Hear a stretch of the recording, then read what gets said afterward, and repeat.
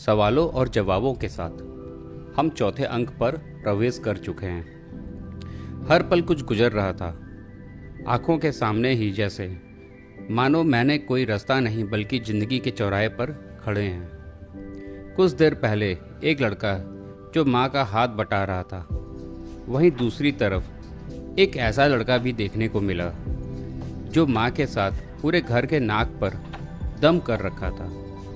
समय दोपहर के कुछ 2 बजे हुए थे। घर का नौजवान जिसके ऊपर परिवार की जिम्मेदारी होनी थी, वो खुद शराब के नशे में धुत 2 लोगों के सहारे से ले जाया जा रहा था।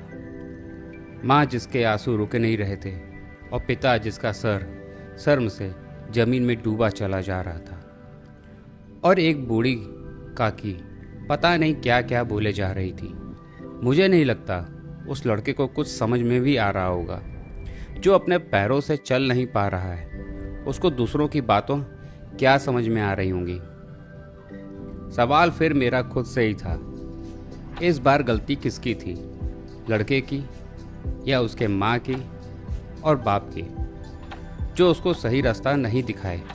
लेकिन आजकल ही नहीं बल्कि हमेशा से समाज में इस तरह के लड़के मिलते रहे हैं, जो घर ही नहीं बल्कि पूरे गांव को शर्मिंदा करने में उतारू भी रहते रहे। एक तरफ भगत सिंह जैसे लड़के भी मिले जो देश के लिए मर मिटे, एक इतिहास रच गए, और इस तरह के लड़के भी।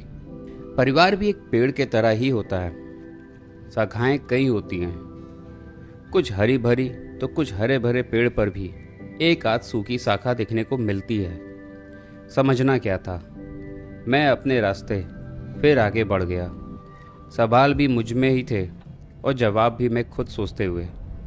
आगे एक और वाटरफॉल, जलप्रपात, मस्ती करने की जगह, हस्ती की जगह, खुशियों की जगह, एक दिन बिताने की जगह, एक दिन बनाने की जगह, और परिवार के साथ गुनगुनाने की जगह को देखता हुआ जा रहा था, जहाँ कुछ लोग, लेकिन आगे की कहानी अगले पार्ट में सुनेंगे कि क्या हुआ वाटर पार्क में ऐसा कि वो भी एक सवाल बन गया।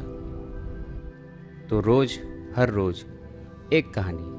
आप लोग का लाइक, शेयर, सब्सक्राइब ही मेरी ताकत है, और जो मुझे बराबर आपके पास आने के लिए मजबूर और तैयार भी करता रहता है। फिर मिलते हैं, मैं आपका और आप मेरे। 5